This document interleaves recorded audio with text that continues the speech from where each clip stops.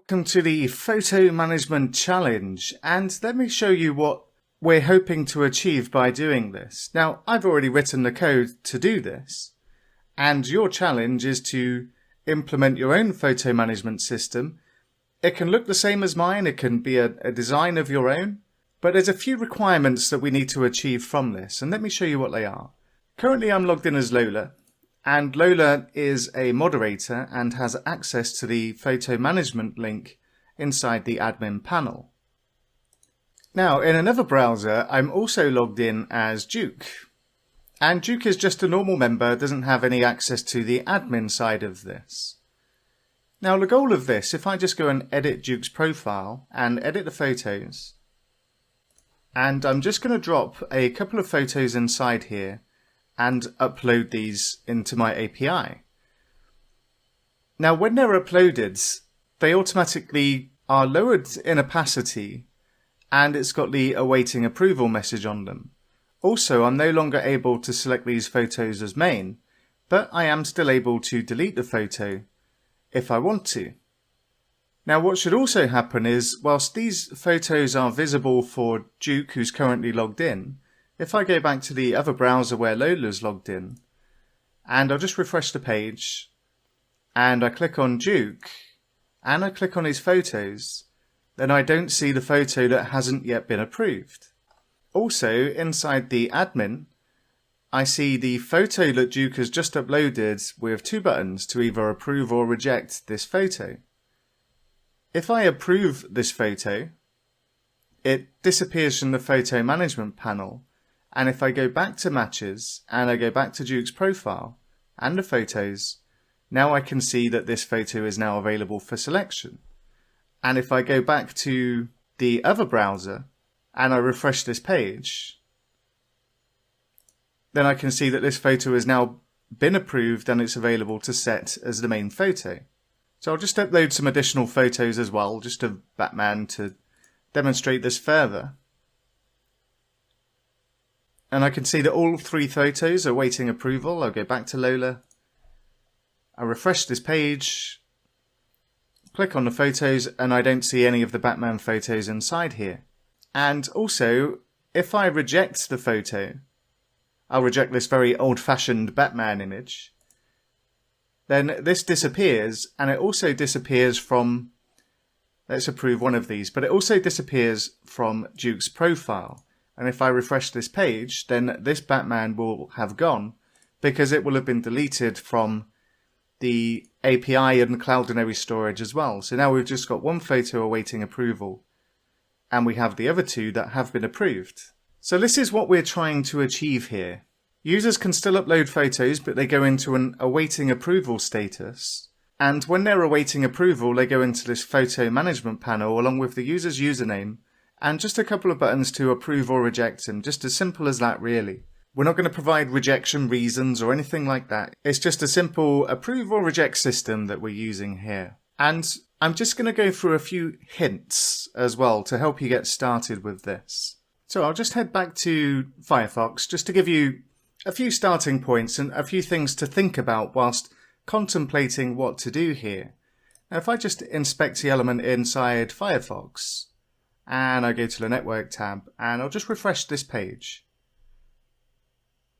And if I take a look at the GET request for this particular user and take a look at the response inside Firefox, then I can see inside my photos I now have an isApproved property on the photos themselves.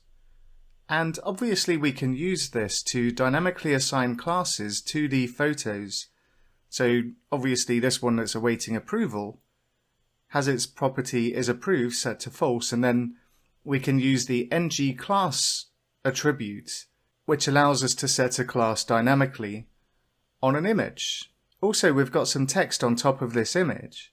Now, we've looked at relative and absolute positioning in CSS before with the member cards, so please take a look at that HTML and CSS if you need a refresher about that. Also, if I go back to the browser that Lola's logged into, in the photo management we've got an approve button and a reject button.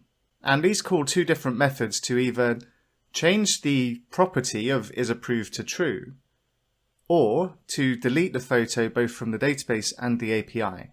So you're going to need some methods to do that. But also you're going to need an API method to bring down the unapproved photos.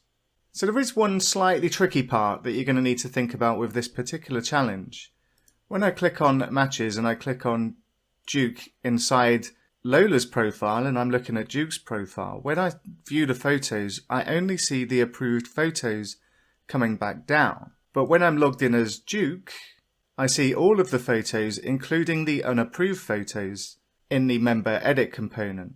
So how would we go about achieving this kind of thing? Well, if I was to go back to my VS Code and in the dating repository, there's a method in here, the getUser method, which is responsible for returning the users, including the photos. But how do we go about including all of the photos, including unapproved for the currently logged in user, and filtering out the not approved photos when viewing somebody else's profile?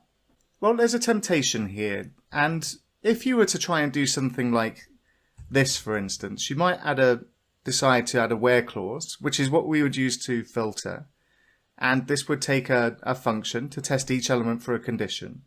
So we could do something like where p equals p dots, and I don't have an isApproved property because I haven't written the code in here yet. You might say, well, I'm just going to check to see if the photo is main. And I can't use it in this scope, but let's just change it to an R. And this looks like it would be fine. I'm not getting any syntax errors, and the problem is that this method doesn't exist. Even though there's no syntax errors, this is not a valid method. We can't add a where clause inside and include. Now, this has been asked for since roughly around 2010, and it still hasn't made it into the C# or link syntax. So we can't use this. So this is not a viable option to filter out the photos. So you'll need to think of an alternative, but this is where I do give you a hint. And the hint is to go out to the browser and search for ASP.NET Core Global Query Filters. And I know we haven't covered this, but this is a good opportunity to practice looking at documentation to solve a particular problem. Now, if we go to the global query filters in the Microsoft documentation, this tells you what they are, and these filters are automatically applied to any link queries involving those entity types. And we have an example inside here as well, using their typical blog and post setup. And if we only wanted to show in this example posts that have not been deleted, then we can add a query filter into our onModelCreating method inside our data context. So obviously we would be looking at the photo and then adding this hasQueryFilter. So this is great, but the name implies it's a global query filter, which means that it's going to filter out all of the photos that are not approved in all circumstances. But there is a scenario where we do want to display unapproved photos, and that's when the user's viewing their own edit profile. But that's fine, because there's also an option to disable filters for individual link queries by using the ignore query filters operator. And there's an example of usage in here. So then it's just a case of figuring out in our getUser method how to decide whether or not this is the current user or a different user we're calling this method for. So I'll leave you to have a think about how to solve that particular problem as well. So these are the hints I wanted to clarify, especially this one, because this one is the tricky part, and because we haven't covered it before, I wanted to show you where you can get the information from to help with this one. So if you're watching this in the first week that this bonus section has been released, then unfortunately there's no solution posted for this yet. I've yet to record it. If you're watching this after a week has gone by, then the solution will be coming up next. Please do give this a go. Like I say, if you don't solve it, don't worry, because a solution will be coming shortly. But if you can solve it, then brilliant. And global query filters might not be the only way to achieve this. There's always several different ways to solve problems. And these hints were just to give you a hint about how I've solved this problem, but as long as you achieve the goal, then it really doesn't matter which way you choose to do this. So, best of luck! So, welcome to the photo management solution, and what I'm about to present here is a complete solution to the problem I posed in the challenge about setting up such a system to approve and reject photos that only moderators or above can access in our new identity and role management that we've been building up to this point. So, big spoiler alerts, the entire solution is about to be presented to you. So if you haven't had a chance to look at this challenge yet, then I do encourage you to do so. If you're ready to see my particular solution to this problem, then it's all coming up now. So in this solution, I'm not going to go directly through and type out every line of code I've done to get this working for this photo management system, but what I am going to do is go through each step and show you what I did to solve this particular problem. Now, the first thing I did was add an isApproved flag to the photo class in our API. So just a simple Boolean to say if the photo is approved or not. And as with any model in our code, if we add a new property, then we need to add a new migration. So the next step is to add a new migration, and I just created a new migration and called isApproved. And inside this migration, we can see that the photos table now has an isApproved column being added to it. Now, the default value for a Boolean is always going to be false. And it's not going to be nullable either. So any new photos that are added are automatically going to be set to unapproved. So we don't need to do anything special other than adding this Boolean to our photos table. Now, because the default value is going to be false, this also meant adding a new line inside the seed.cs method. And inside the for each, for the users that we're adding to our database, I just used user.photos and then single or default, which returns the only element of a sequence, or a default value if the sequence is empty. So we can use single or default to get the only photo that we're seeding in for each user and set this isApproved status to true, which means the photos that we're initially seeding are all going to be automatically approved, and it's only new photos that are added afterwards that are going to be set to not approved. And because we're adding this line into our seed method, this also means that to get this seeded into our database, then we need to drop and recreate our database again. So once again, I've already gone ahead and done this. And if we take a look inside the photos table, then I can see that I have an isApproved column and the 1 represents true inside this database. Any photos that are added from now will have a 0 for isApproved, which represents false. So next we need to get some unapproved photos into our database. So I'm just going to go to the browser and just go into Lola's profile and just edit the profile and edit photos. So I'll just add some new photos into Lola's profile, which will all be uploaded as unapproved initially. So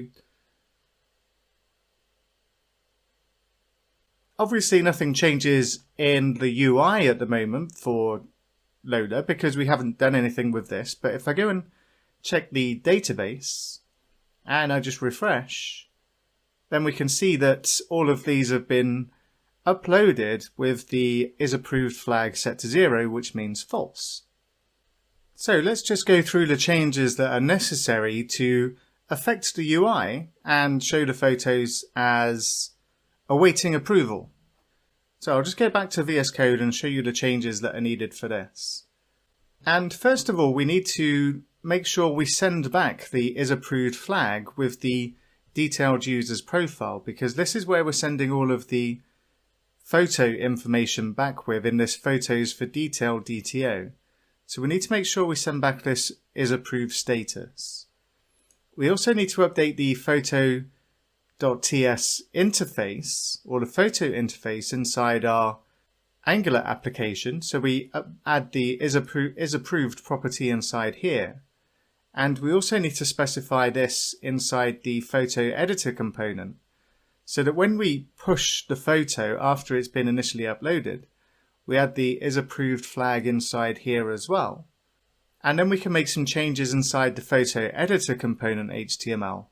So inside here, in my image where I'm displaying the photos, I've added an ng class where if the photo is not approved, then anything after this double ampersand is going to be applied, in this case the not approved class.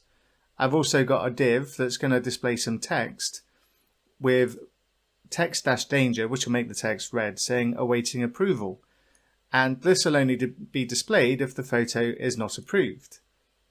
And I've also added a class to the containing div for the image of image-wrapper, because I want this text to be absolutely positioned over the photo.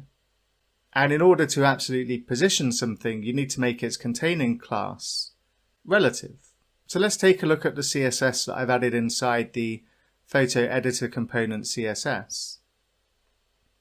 And I've added 3 extra properties in here. Inside the not approved, I've just reduced the opacity to 0.2. I've made the image wrapper position relative. And the image text, I've added the position of absolute and bottom of 30%. One other thing inside the photo editor component is I've also set the disabled status for the isMain to photo is not approved as well, so that somebody won't be able to attempt to set a photo that is the main photo to one that is not yet approved. Now if we go back and take a look at the effective list in the browser and I click on edit photos, then I can see that all of the images are now awaiting approval except for the one that's already been approved, and the main button is disabled.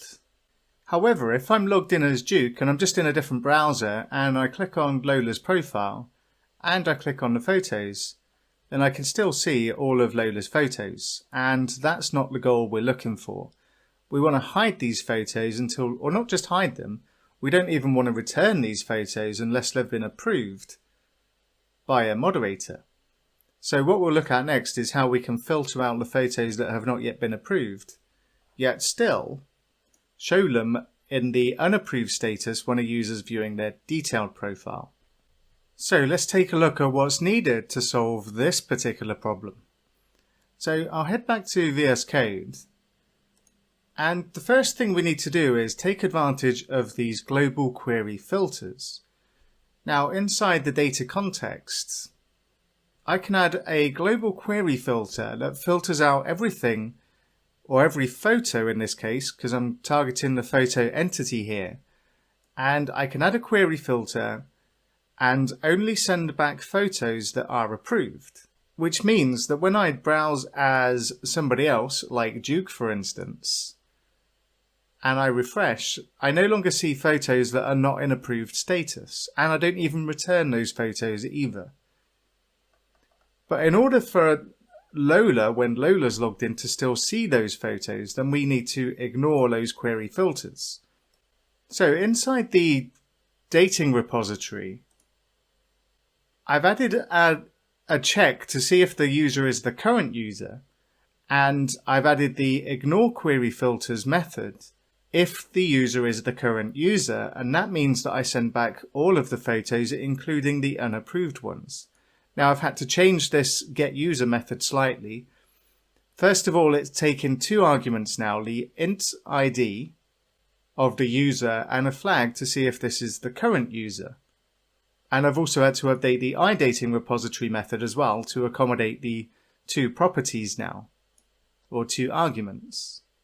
Now if I go into the user's controller and inside the getUser method, I'm just doing a check to see if or adding a variable of isCurrentUser, and I'm just comparing the name identifier value from the user's token to the ID of the root path. And if they match, then I'm going to say that this is indeed the current user. And then I go and get the user along with all of the photos, because in the repository method, I'm ignoring that query filter. Now there's a few other places we need to, or there's one other place we also need to add this ignore query filter, and that's when we're getting an individual photo. And in this case I've just ignored the query filters because when we use list methods, and if we take a look at where it's in use, then we can see it's being used inside the photos controller, and this is the one that we're using when we initially upload a photo and we return it in the created at root methods when we initially add a photo for a user.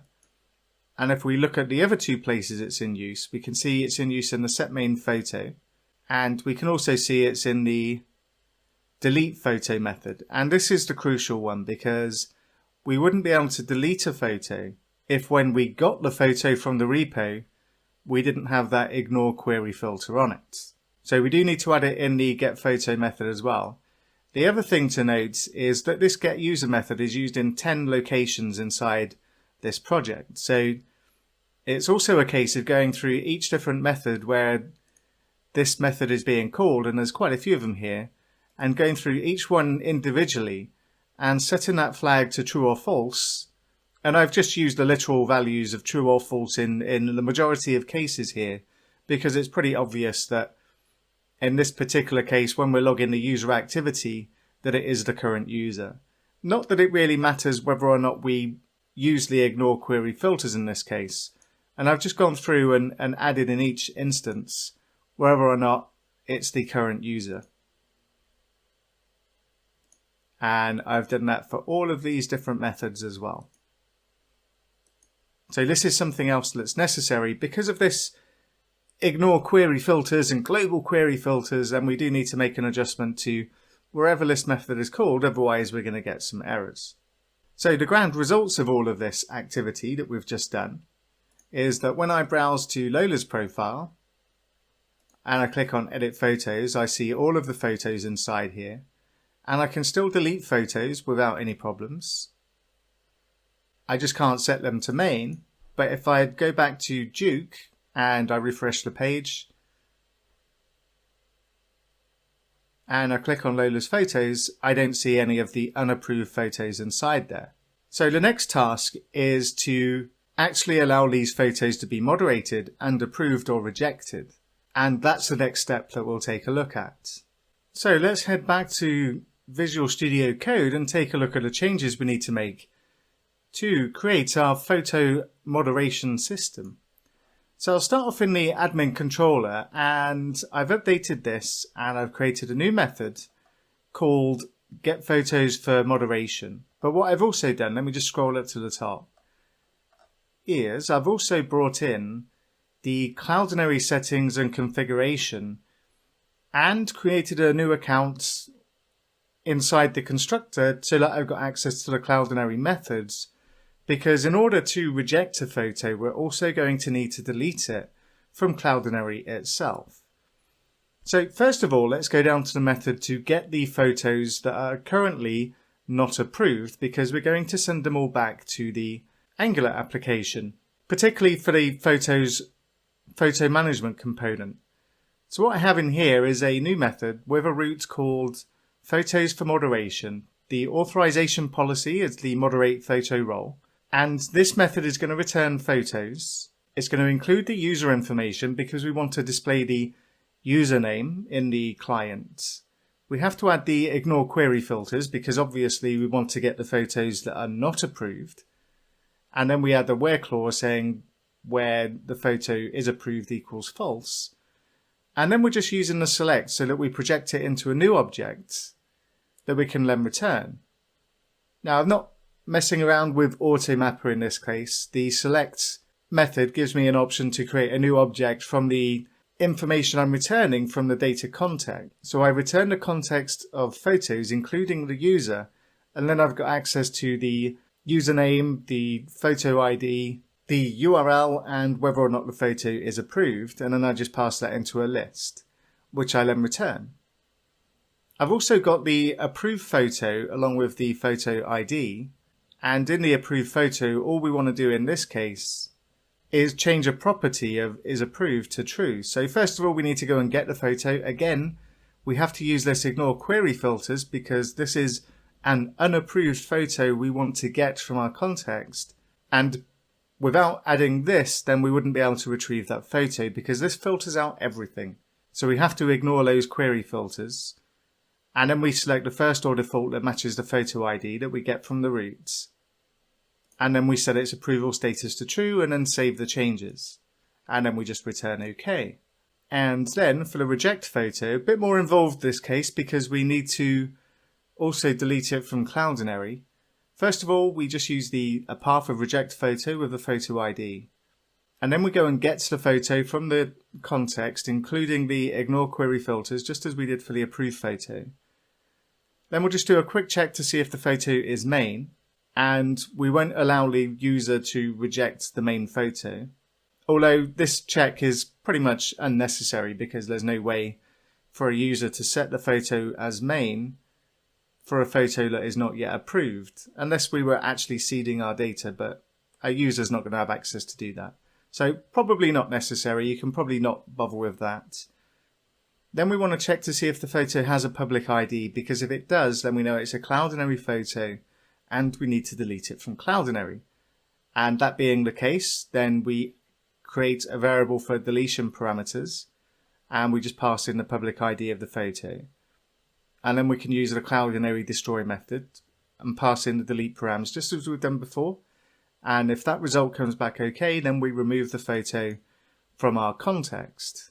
Then just another one to check to see if the public ID is null. Then we don't need to delete it from Cloudinary, obviously. And we could just remove the photo. And then we just save the changes async. I've also got some new methods in the admin service in our Angular application. So first of all, the method to get the photos for approval. And nothing surprising in this service. This is very much the same way that we've been doing everything up to now. But I've got a method for get photos for approval, a method to approve the photo, which targets the approve photo method in our controller. And the same goes for our reject photo method as well. And I have corresponding methods in the photo management component. And I've just got photos of type any in here. And I've got three methods: get photos for approval, which calls the admin service get photos for approval. And then we just set the photos to the photos being returned in the subscribe method. And then we've got our approve photo and reject photo. And in both occasions, we want to remove the photo from the array once it's been approved. So we have a listPhotos.splice method, in which first of all we find the index of that particular photo with its photo ID and then splice a single photo from the array. And the same goes for the reject and approve photo. And all I'm doing is just logging out to the console if there's an error in this case. And when this component loads up, obviously we're calling the get photos for approval, which will display the photos waiting to be approved. In the photo management component HTML, just a very simple HTML inside here, just to display the photos awaiting approval. And I'm just adding the user's username as an H4 tag above the image. And then I've got a couple of buttons in here as well to either approve the photo and pass through the photo ID, or reject the photo and pass through the photo ID as well. And in the CSS, I've just got a target of image.image-thumbnail and the height and width of 150, just to make the images slightly bigger than they are normally, and a margin bottom of 2 pixels as well. And that's all we need to do for our approval system, and just to prove it actually works. So just go back to the browser. I'm currently logged in as Lola, and Lola's still got those 3 photos awaiting approval. But I've also in the meantime made Lola a moderator, so she has the ability to go into the admin link and into the admin panel, and we can see the photo management with all the photos waiting approval. Now I've also uploaded some photos for Duke in the meantime as well, and if I go into Duke's profile in the other browser and I just click on, and I can't see any of the other photos for Lola at the moment, I can still only see the single photo. And if I go to edit profile in Duke and click on edit photos, I can see that we have 3 photos awaiting approval inside here. So I'll just head back to the browser where Lola's logged in and the admin panel with the photo management. And let's just approve 2 of Lola's photos. And if I go back and edit profile for Lola and click on edit photos, I can see that they've now been approved.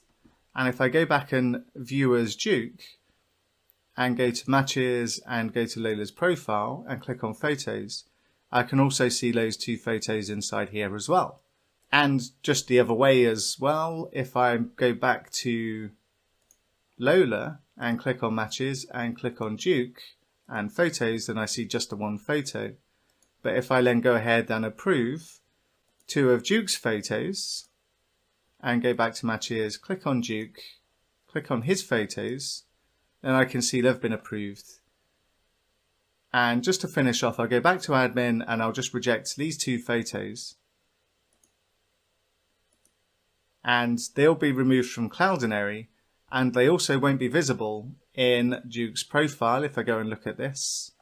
And if I click on Lola's and edit profile and edit photos, then that photo's gone from the awaiting approval section. So that's as far as I'm going with this challenge. This is a solution that I came up with, and your solution could have been entirely different, and that is perfectly fine. As I've said many times on this course, there's always more than one way to solve a problem.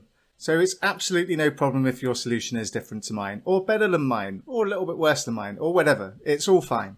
This is just an example of how to achieve this kind of system. But I do hope you gave it a go at least, and it was an opportunity to look at practicing getting information from documentation, especially regarding query filters. And that completes this particular challenge.